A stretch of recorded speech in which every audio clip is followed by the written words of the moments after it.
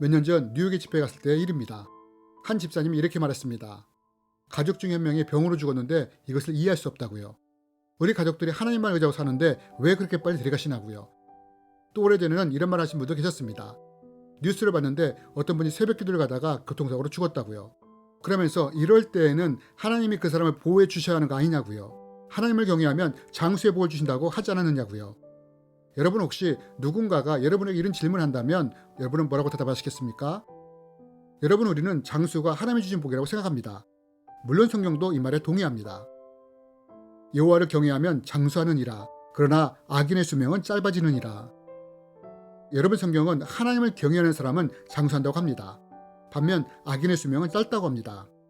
그러나 문제는 종종 현실에서 이 말씀과 정반대되는 일이 일어난다는 것입니다. 그렇다면 여러분, 성경에서는 분명히 여호와를 경외하면 장수한다고 하는데 왜 현실에서는 정반대의 일이 일어날까요? 오늘 성경 말씀을 통해 하나님은 우리가 죽음에 대해 어떤 관점을 갖기 원하는지에 대해 함께 나누기 원합니다. 저는 오래전에 성경을 읽다가 이해하기 힘든 말씀이 있었습니다. 어떤 말씀이냐? 민수기 20장에 보면 모세가 하나님의 말씀대로 행하지 않은 일이 기록되어 있습니다. 당시 광야에 있던 이스라엘 백성들이 모세에게 물을 달라고 요구합니다. 그러자 하나님이 모세에게 바위에게 명령하여 물을 내서 마시게 하라 하십니다. 그런데 이때 모세가 어떻게 합니까? 바위에게 명령한 것이 아니라 지팡이로 바위를 쳐서 물이 나오게 합니다. 결국 이 일로 어떻게 됩니까? 하나님은 모세가 가나안 땅에 들어갈 수 없다고 말씀하십니다. 그렇지만 모세는 여전히 가나안 땅에 들어가고 싶어 했다는 것입니다. 그래서 모세는 나중에 다시 하나님께 이렇게 간구합니다.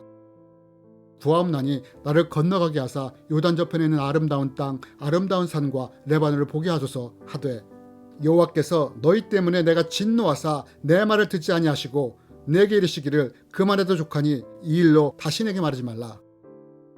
여러분, 모세는 가나안 입성에 대해 다시 한번 하나님께 구합니다. 하지만 하나님이 어떻게 하십니까? 말씀을 보니 하나님이 모세에게 단호하게 거절하십니다. 저는 이걸 보면서 잘 이해가 되지 않았습니다. 왜냐하면 하나님은 이렇게 분명하게 말씀하셨기 때문입니다. 하나님이 너희의 죄가 진홍빛처럼 붉을지라도 양털처럼 희게 준다고 하지 않았습니까?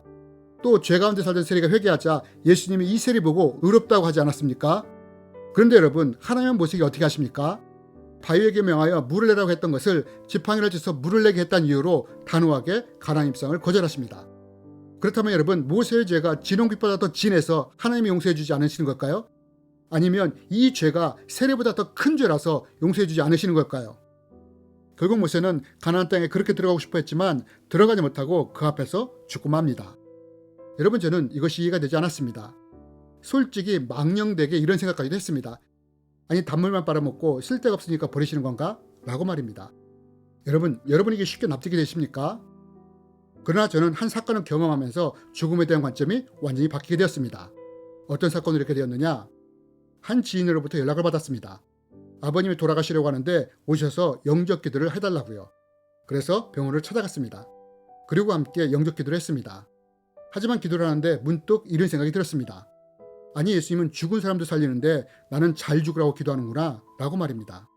이 생각이 들자 기도를 멈추고 다시 기도하자고 했습니다. 그리고 치유와 회복을 위해 다시 기도했습니다. 그리고 저는 그 장소를 떠났습니다. 그런데 병원을 나선 지 얼마 되지 않아 아버지가 회복되고 있다는 소식을 들었습니다. 그리고 몇 달 후에 그날 회복을 위해 기도한 것에 대해 후회하게 되었습니다. 왜냐하면 회복된 아버지가 다시 세상 속으로 돌아갔기 때문입니다. 저는 이걸 보면서 차라리 그때 영접 기도를 하고 돌아가셨다면 부끄러운 구원이라도 받았을 텐데 라는 생각이 들었습니다. 그리고 이로 인해 죽음에 대한 관점이 완전히 바뀌었습니다. 오래 사는 것도 중요하지만 더 중요한 것은 우리가 구원의 믿음이 있을 때 그 믿음이 떨어지기 전에 하나님 곁으로 가는 것이 더 큰 축복이구나 라고 말입니다. 그러면서 그동안 풀리지 않았던 모세의 문제가 풀렸습니다. 모세는 가나안 땅에 들어가고 싶어 했습니다. 그리고 하나님도 원래는 이것을 원하셨습니다. 그럼 왜 하나님이 이걸 막으셨느냐?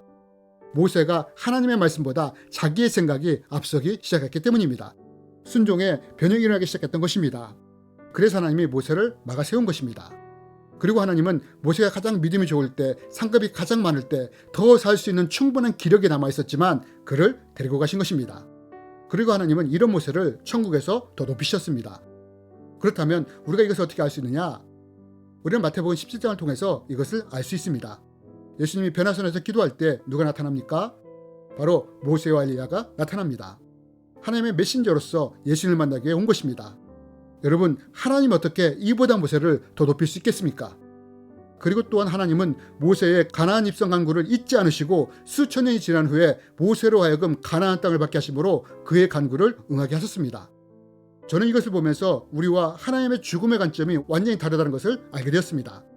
우리는 이 세상에서 오래 사는 것이 가장 큰 축복이라고 생각하지만 하나님의 입장에서는 가장 믿음이 좋을 때 하나님께 오는 것이 더 큰 축복이라고요.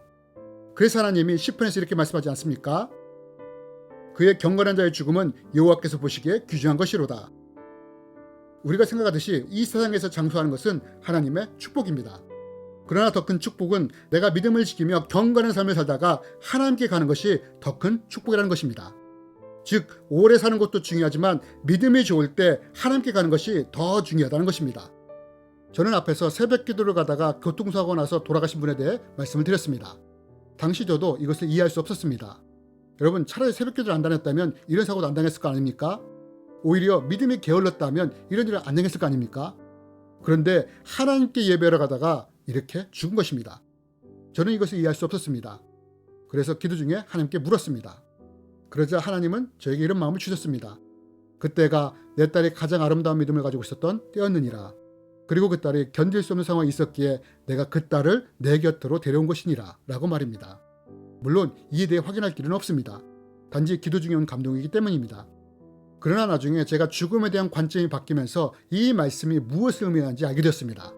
그리고 스데반의 죽음도 이해할 수 있게 되었습니다. 우리 믿는 사람들이 죽음에 대해 이런 하나님의 관점을 갖는 사람들이 되었으면 좋겠습니다. 장수도 하나님의 축복이지만 내 믿음이 가장 좋을 때 믿음이 떨어지기 전에 하나님께 가는 것이 더 큰 축복이라는 것을 기억했으면 좋겠습니다. 그래서 저는 이렇게 기도합니다. 하나님, 내 믿음이 떨어지기 전에 내 믿음이 가장 좋을 때 하나님 곁으로 가기 원합니다. 모세가 그랬던 것처럼 스데반이 그랬던 것처럼 내 믿음이 가장 좋을 때 하나님 곁으로 가게 해주십시오 라고 말입니다. 여러분, 이 세상에 사는 동안 아브라함처럼 장수의 축복을 누리십시오. 그리고 아브라함처럼 끝까지 믿음을 유지하는 사람이 되십시오. 그리고 우리의 믿음이 가장 좋을 때 하나님 곁으로 가게 해달라고 기도하는 우리가 되었으면 좋겠습니다. 그리고 가장 마지막에는 사도 바울처럼 이렇게 고백하는 우리가 되었으면 좋겠습니다. 나는 이미 하나님께 내 삶을 바쳤고 이제는 이 땅에서 떠날 때가 되었습니다. 나는 선한 싸움을 싸웠고 내가 달려가야 할 길도 끝냈으며 믿음도 지켰습니다. 이제 내게는 영광의 면류관을 받는 일만 남았습니다.